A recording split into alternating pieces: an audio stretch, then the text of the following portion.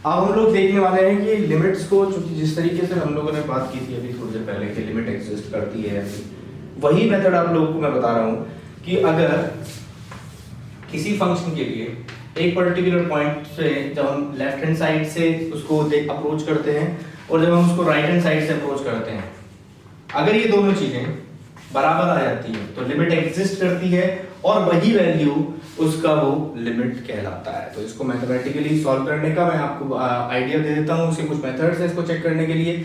इसके लिए कंप्लीट एक वीडियो बना देंगे, लिमिट्स कैसे कैलकुलेट कर रहे हैं, एक या दो वीडियोस में ये कंप्लीट हम लोग कर देंगे। कुछ एक चीजें बता देता हूँ आप लोगों को कि कैसे लिमिट हम लोग कैलकुलेट करते हैं और क्या क्या चीजें हम लोगों को ध्यान रखनी होती है। ठीक है, तो देखिए, मान लीजिए आपको limit of a function when x is tending towards 0 पता करना है। तो सबसे पहले हम इसका वैल्यू रिप्लेस करके देखेंगे। अगर f a इसका वैल्यू होगा और अगर ये एक डेफिनेट वैल्यू आ जाती है तो लिमिट इसका यही हो जाएगा। अगर ये कोई डेफिनेट वैल्यू है तो यही इसका लिमिट हो जाएगा। अगर ये एक डेफिनेट वैल्यू नहीं है तो ये इसका लिमिट नहीं होगा। हम लोगों को वो पता करना पड़ेगा। पता करने के तरीके कई सारे हैं, कुछ एक फॉर्मूलाज भी हैं और कुछ एक मेथड्स हैं जिनसे हम लोग ये पता कर सकते हैं। तो मेथड्स के आप लोगों को थोड़ा सा आइडिया दे देता हूँ क्या क्या है। जैसे कि फंक्शन को सिंप्लीफाई करना, सिंप्लीफाई करना। फिर दूसरा एक और मेथड होता है रैशनलाइजेशन। आप लोग थोड़ा सा,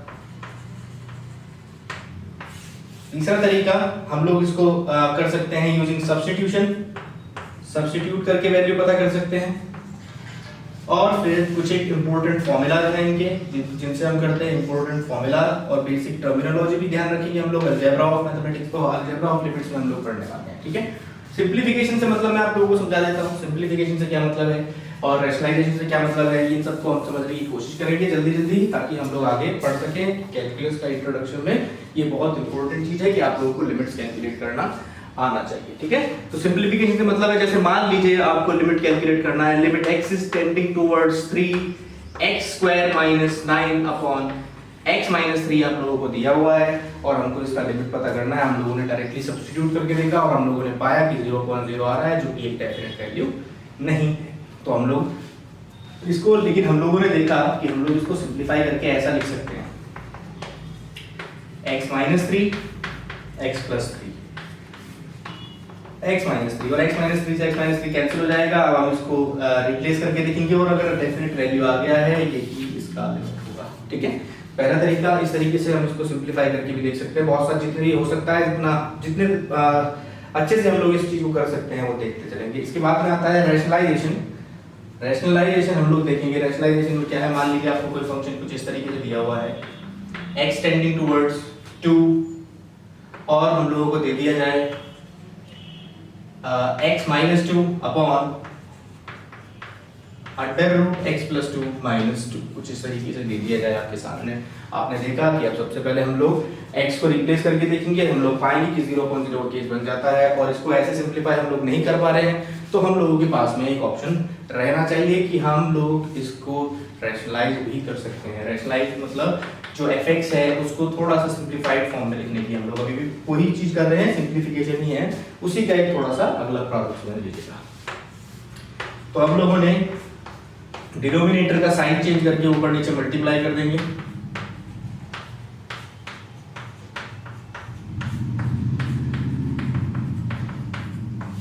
और पाएंगे x टेंडिंग टुवर्ड्स 2 x - 2 ऐसे ही आ जाएगा और ये आ जाएगा √x + 2 + 2 और ये चीज आ जाएगी x + 2 - 2।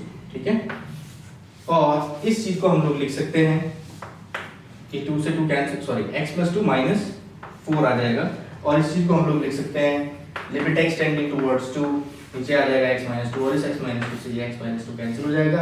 अब हम लोग लिमिट करके देखेंगे तो हम लोग पाएंगे कि एक डेफिनेट वैल्यू आ जाएगा 2 + 2 4 इसका वो डेफिनेट वैल्यू आ जाएगा। इस तरीके से हम दूसरा तरीका हम लोग लिमिट कैलकुलेट करने का हम लोगों ने देखा। फिर हम लोग देख सकते हैं कि इसके अलावा इसी क्वेश्चन को हम लोग तीसरे मेथड से भी कर सकते थे, इसका नाम है सब्स्टिट्यूशन। सब्स्टिट्यूशन में हम लोग ये ध्यान रखते हैं बच्चों कि अगर जो वेरिएबल हम लोग लिमिट करना चाह रहे हैं वो जीरो की तरफ या इंफिनिटी की तरफ टेंड नहीं कर रहा है, तो हम लोग ये कोशिश कर सकते हैं कि किसी चीज को सब्स्टिट्यूट कर लें अदर वैल्यू से। जैसे आप लोगों के सामने ये नजर आ रहा है कि x माइनस इसको मुझे जीरो बनाना है, तो x minus two is equal to हम लोग t मान लेते हैं, और फिर हम इसमें सब्स्टिट्यूशन से देख पा रहे होंगे कि अगर x इज टेंडिंग टुवर्ड्स 2 है तो t will be tending towards 0 होगा, और x का वैल्यू हो जाएगा t प्लस 2। जहां जहां x है वहां पर हम t प्लस 2 लिख देंगे, ठीक है। तो हम लोग इसको देख पा रहे हैं कि ऐसे भी किया जा सकता है, limit t is tending towards 0, x की जगह पे हम लोग लिख देंगे t प्लस 2, यानी ऊपर आ जाएगा t और नीचे आ जाएगा यहाँ पर under root t plus 4 minus का 2। ओके, ऐसे लिखा जा सकता है इसको।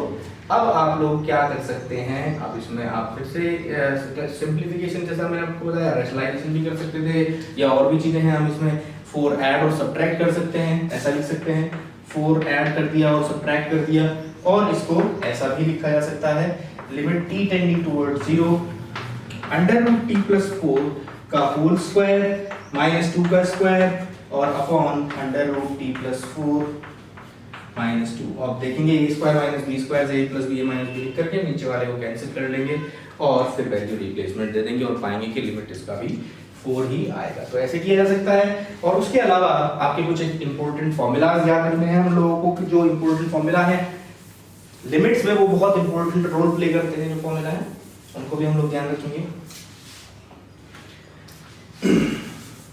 जैसे कहीं पर आपको अगर limit x tending towards a दिया हुआ है तो x की पावर n माइनस a की पावर n को अगर हम लिमिट कर रहे हैं x टेंडिंग टुवर्ड्स a, तो इसका आंसर हमेशा na n माइनस 1 आएगा, na की पावर n माइनस 1 ऐसा आएगा।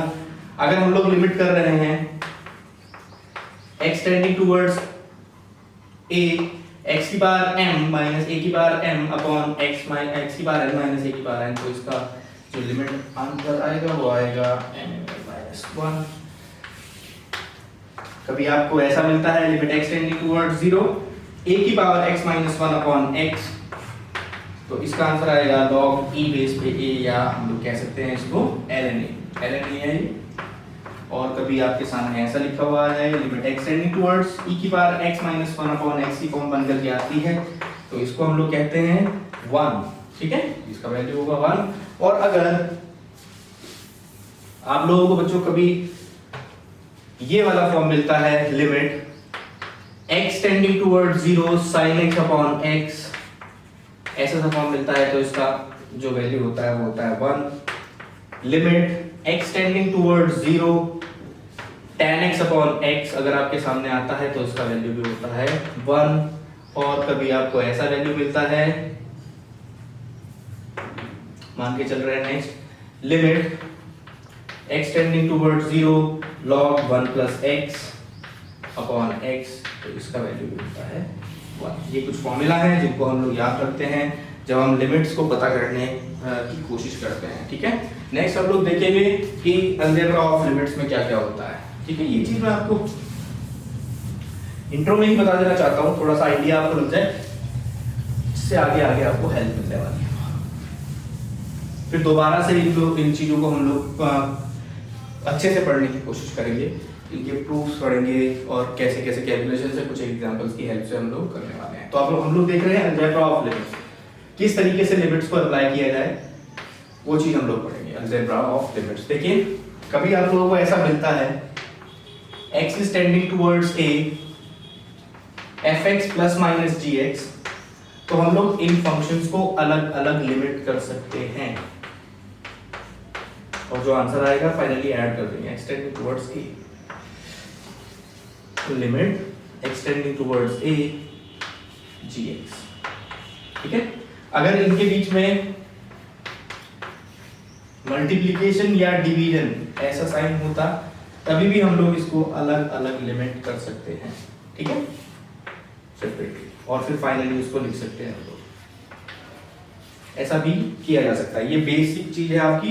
लेकिन ये चीज हम लोगों को याद रखनी है कि कभी हम लोगों को ऐसा मिलता है limit x tending towards a fx की होल पावर gx ऐसा सा फॉर्म अगर हम लोगों को मिल जाता है तब हम लोग इसको लिमिट करते समय, इसका एक अच्छा सा प्रूफ भी है, limit extending towards a fx minus 1 upon gx, ऐसा सा फॉर्म में लेकर के आएंगे। ये हम लोग बता देता हूँ मैं आप लोगों को, अभी से आप लोगों को थोड़ा सा वाकिफ कर देता हूँ कि जब भी आपको कैलकुलस के अंदर में फंक्शन की पावर फंक्शन वेरिएबल की पावर वेरिएबल मिलने वाला होगा तो आप लोग इसको डायरेक्टली ऑपरेट नहीं कर सकते हैं, हम लोगों को लॉग का इस्तेमाल इसमें करना ही होगा।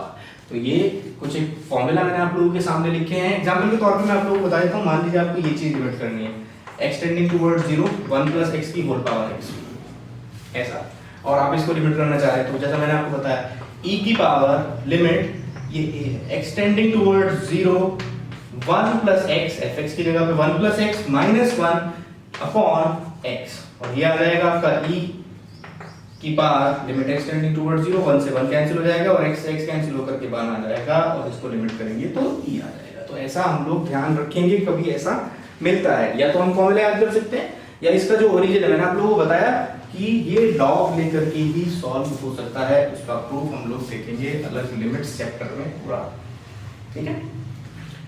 अब लिमिट से हम लोग पढ़ लेते हैं तो हम लोग ध्यान देते हैं नेक्स्ट लिमिट का जो एप्लीकेशन है उस तरफ कि हम लोग क्या क्या चीजें इनसे कर सकते थे। हम लोग ये पता कर सकते हैं कि जो नेक्स्ट आप लोगों का चैप्टर है कॉन्टिन्यूटी एंड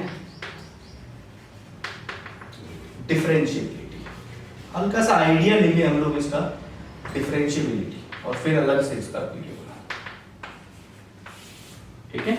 कॉन्टिन्यूटी का मतलब मैं आप लोगों को समझा देता हूं। कॉन्टिन्यूटी का मतलब होता है कि एक फंक्शन किसी पर्टिकुलर पॉइंट पर कॉन्टिन्यूअस है या नहीं, किसी पर्टिकुलर इंटरवल के अंदर में कॉन्टिन्यूअस है या नहीं। कॉन्टिन्यूअस से मतलब आप लोगों का कॉन्टिन्यूअस नाम से ही पता चल रहा होगा। देखिए मैं लिख रहा हूं कॉन्टिन्यूअस फंक्शन।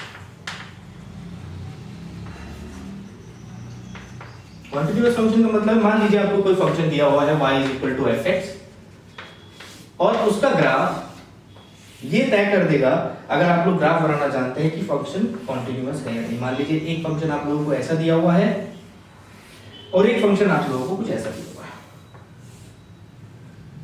देखिए दोनों फंक्शन दोनों के दोनों ग्राफ्स में हम लोग देख पा, एक चीज का अंतर हम लोग देख पा रहे होंगे कि जब मैंने इस ग्राफ को ड्रॉ किया तो जहां से जहां तक मैं इसको ड्रॉ करूं मुझे कहीं पर भी चौक उठाने की जरूरत नहीं पड़ेगी, ठीक है। लेकिन जब मैं इसको ड्रॉ करता हूं तो बीच में मुझे इसको टिक करके आगे लेकर के जाना पड़ेगा। तो कॉन्टिन्यूअस फंक्शन का मतलब ये है, जब आप कॉन्टिन्यूअस फंक्शन को कैटेगराइज कर रहे हैं दोनों फंक्शन को, कॉन्टिन्यूअस और डिसकंटीन्यूअस फंक्शन, तो अगर हम लोग ड्रॉ फंक्शन का ग्राफ ड्रॉ करें और ग्राफ ड्रॉ करते समय हमें पेन पिक करने की आवश्यकता ना पड़े तो ऐसे फंक्शंस को हम लोग कॉन्टिन्यूअस फंक्शन बोलते हैं। वो एट अ पर्टिकुलर पॉइंट हो सकता है, इन एन इंटरवल हो सकता है, वो या थ्रू आउट नंबर लाइन हो सकता है, वो जो भी हो उस चीज को हम लोग देखते हुए चलेंगे, ठीक है। अब कैसे तय करेंगे कि कोई फंक्शन कॉन्टिन्यूअस है या नहीं, वो हम लोग यहाँ पर थोड़ा सा आइडिया ले लेते हैं। मैं आपको अभी यहाँ पर quantity of function at a particular point he show करूंगा। मान लीजिए कोई फंक्शन मुझे दिया हुआ है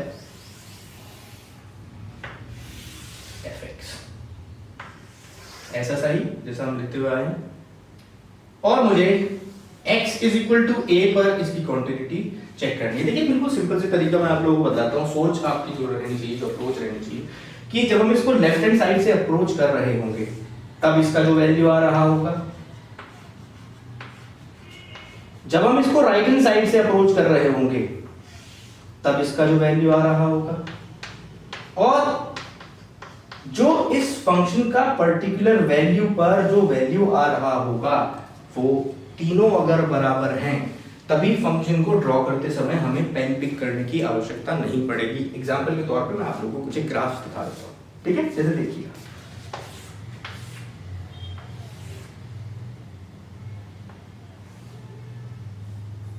यहां से लेते हैं, जैसे हम लोगों ने देखा ये फंक्शन, ये मान लीजिए -1 है, जैसे हम लोगों ने देखा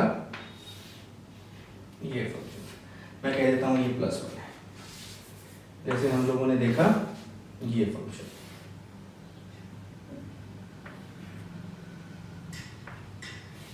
ऐसा सा। तो इन तीनों फंक्शन से हम लोग इस बात को समझने की कोशिश करते हैं। देखिए मुझे ये चेक करना है, मान लीजिए कि इस फंक्शन ये फंक्शन -1 पे कॉन्टिन्यूअस है या नहीं। तो देखते हैं क्या होगा, ये फंक्शन 0 पे कॉन्टिन्यूअस है या नहीं, और ये फंक्शन आपका 0 पे कॉन्टिन्यूअस है या नहीं, ये हम चीज पता करने की कोशिश करेंगे। तो देखिए सबसे पहले आप ग्राफ से देखिएगा कि आपको क्या नजर आता है कि ये फंक्शन कॉन्टिन्यूअस है या नहीं। आप लोग समझ गए होंगे, जैसा मैंने आप लोगों को बताया कि ये फंक्शन कॉन्टिन्यूअस, मुझे कहीं पर भी पेन पिक करने की जरूरत नहीं पड़ रही। ये फंक्शन में मुझे पेन पिक करने की जरूरत पड़ रही है, ये डिसकंटीन्यूअस हो गया, डिसकंटीन्यूअस। ये फंक्शन में मुझे पेन पिक करने की जरूरत पड़ रही है, ये भी आपका डिसकंटीन्यूअस हो गया। यहां से आप देखने की कोशिश करेंगे क्या चीजें हो सकती है।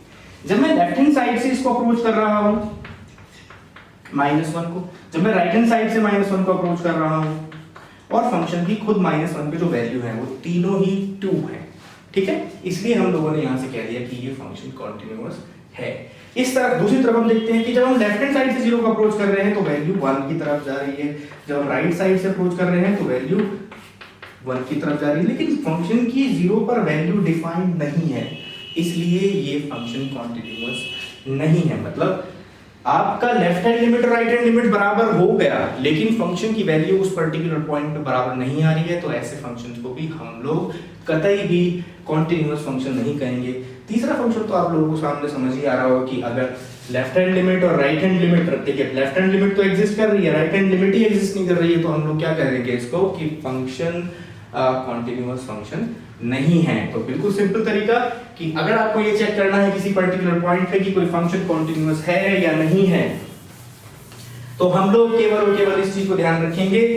बेसिक फंडा मैं आप लोगों को बता चुका हूं कि left hand limit is equal to right hand limit is equal to the value of function at that particular point। अगर ये तीनों चीजें बराबर हैं तो फंक्शन कॉन्टिन्यूअस है। देखिए इसको लिखते कैसे हैं, ये a है, मान लीजिए मैं लेफ्ट हैंड साइड से अप्रोच कर रहा हूं, बहुत नजदीक हूं मैं a के, मान लीजिए h दूरी बची हुई है और h is a very small number, h is very small number,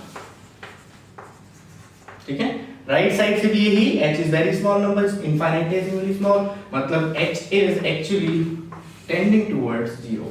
तो हम लोग लेफ्ट हैंड लिमिट कैसे पता करते हैं, वो चीज मैं आप लोगों को याद दिला देता हूं।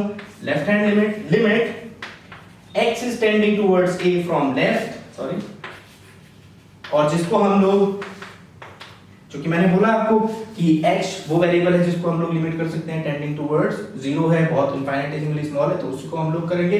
तो हम लोग लिख सकते हैं वैल्यूज की रिप्लेसमेंट दे सकते हैं, h इज टेंडिंग टुवर्ड्स 0 और h 0 हो रहा है क्योंकि यहां पर मैं वैल्यू निकाल रहा हूं, ये वैल्यू a h है, तो यहां पर हम लोग वैल्यू रिप्लेस दे देंगे, इसको रिप्लेसमेंट दे देंगे a h, और अब इसको लिमिट कर देंगे। इसी तरीके से राइट हैंड लिमिट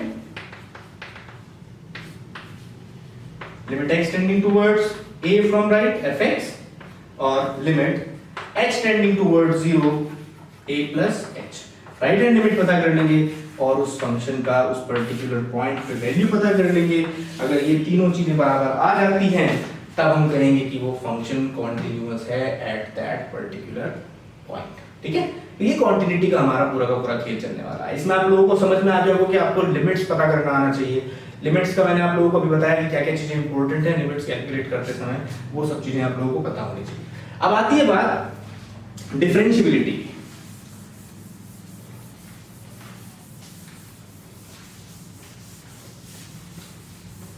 डिफरेंशिएबिलिटी देखिए, सबसे पहले मैं आप लोगों को बता देता हूं, मैंने आप लोगों को शुरू में ही बता दिया था कि डिफरेंशिएशन और इंटीग्रेशन बहुत इंपॉर्टेंट जो चीजें हैं, यही मेन चीज रहेंगी इसमें, लेकिन केवल ये नहीं, इनका कॉन्सेप्ट आप लोग समझेंगे। तो डिफरेंशिएबिलिटी ये बताएगी हम लोगों को डिफरेंशिएशन किया जा सकता है या नहीं, ये तय करने वाली जो चीज होगी वो होगी डेरिवेटिव। अब ये डेरिवेटिव क्या है? डेरिवेटिव जो हमने शुरुआत में मैंने आप लोगों को थोड़ा सा आइडिया दिया था, slope of tangent at a particular point, slope of tangent at a point, ये मींस डेरिवेटिव। जो फर्स्ट प्रिंसिपल डिफरेंशिएशन आप लोग जिस लेवल पढ़ते थे, ये डेरिवेटिव ही वो मेन चीज रहती है। तो हमने इसमें थोड़ा सा याद दिला देता हूं आप लोगों को कि एक फंक्शन आप लोगों को दिया हुआ है y is equal to fx, हम एट एक्स हम लोग इस फंक्शन पर एक टेंजेंट खींचना चाह रहे हैं जिसका स्लोप हम लोगों को मालूम करना है। इस टेंजेंट का जो हम टेंजेंट खींचना चाह रहे हैं उसका स्लोप हम लोग मालूम करना चाहते हैं।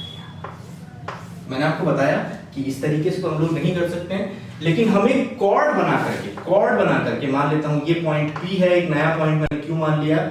कॉर्ड बना करके ये पॉइंट Q जो है इसके बहुत नजदीक है, कुछ इतना नजदीक है, बस ये मान लीजिए कि इससे x से इसका जो डिस्टेंस है वो h है, where h is very very very small tending towards 0। मतलब ये वाला जो पॉइंट होगा x plus h होगा। मान लीजिए ये वाली चीज आपकी fx है, तो पक्का ये वाली जो वैल्यू है वो fx plus h हो जाएगा। ये fx plus h हो जाएगा।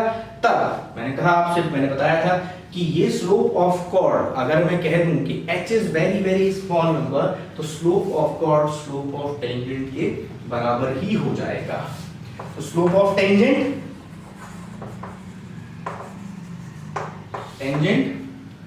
या मैं कह दूं दूसरे शब्दों में कहूं अगर डेरिवेटिव, वो बराबर हो जाएगा y2 minus y1 fx plus h minus y1। देखिए y2 minus y1 upon x2 minus x1, ये कैंसिल हो जाएगा, जबकि h is a very small number. ये डेरिवेटिव आप लोगों के सामने बन करके आ गया। ठीक है, डेरिवेटिव के बारे में हम लोगों को पता चल गया। लेकिन डिफरेंशिएशन हम लोगों को ये एक्चुअल में ये आइडिया देता है कि क्या ये चीज संभव है।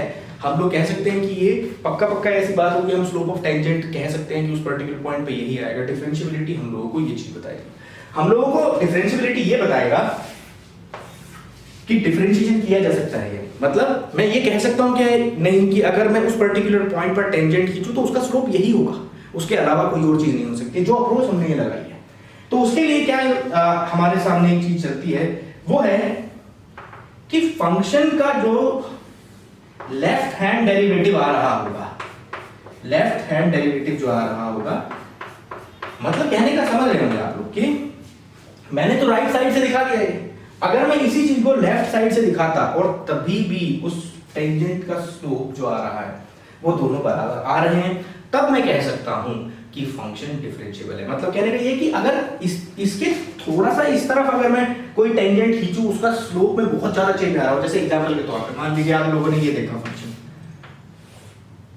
थोड़ा सा ऐसा मान लेते हैं और थोड़ा सा मैं इसको कर्व दे देता हूं, ऐसा सा।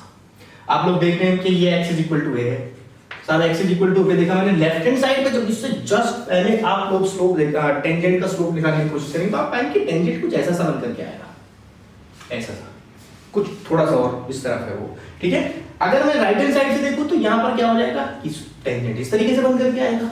तो दोनों में हमें बहुत बड़ा एक चेंज नजर आ रहा है स्लोप में टेंजेंट की। तो हम लोग क्या कह सकते हैं कि लेफ्ट हैंड डेरिवेटिव जब हम लेफ्ट हैंड साइड से अप्रोच कर रहे हैं तो उसकी कुछ और वैल्यू आ रही है, और जब हम राइट हैंड साइड से अप्रोच कर रहे हैं तो इसका कुछ और वैल्यू आ रहा है। मतलब हम लोग कह सकते हैं कि फंक्शन को हम लोग डायरेक्टली ये नहीं कह सकते फंक्शन का डिफरेंशिएशन करो, वैल्यू रिप्लेस करो और हम लोगों को मिल जाएगा। We have no idea about it. ठीक है, तो ये चेक करने के लिए कि फंक्शन डिफरेंशिएबल है या नहीं, इसलिए हम इस्तेमाल करते हैं। मतलब कि स्लोप में बहुत ज्यादा चेंज नहीं आ रहा है, थोड़ा बहुत ही चेंज आ रहा है अगर हम लेफ्ट हैंड साइड से अप्रोच कर रहे हैं और राइट हैंड साइड से अप्रोच कर रहे हैं, जो कि हमें दिखेगा भी नहीं ऐसे क्वेश्चंस में। तो ठीक है, तो देखिए मैंने हम लोगों को बताया कि अगर हम लोगों को ये शो करना है कि फंक्शन डिफरेंशिएबल है या नहीं, तो सिंपल बात है, लेफ्ट हैंड डेरिवेटिव और राइट हैंड डेरिवेटिव बराबर होना चाहिए। अब ये लेफ्ट हैंड डेरिवेटिव और राइट हैंड डेरिवेटिव क्या है, देखिए मैंने आप लोगों को बताया ये x है, हम इससे राइट साइड से अप्रोच कर रहे हैं और h डिस्टेंस पर है, और लेफ्ट साइड से अप्रोच कर रहे हैं और h डिस्टेंस पर है। तो आप लोग देख पाएंगे ये वाला पॉइंट क्या होगा, x माइनस h, और ये वाला क्या होगा, x प्लस h। इसी तरीके से फंक्शन का वैल्यू क्या होगा इस पॉइंट पर, fx प्लस h,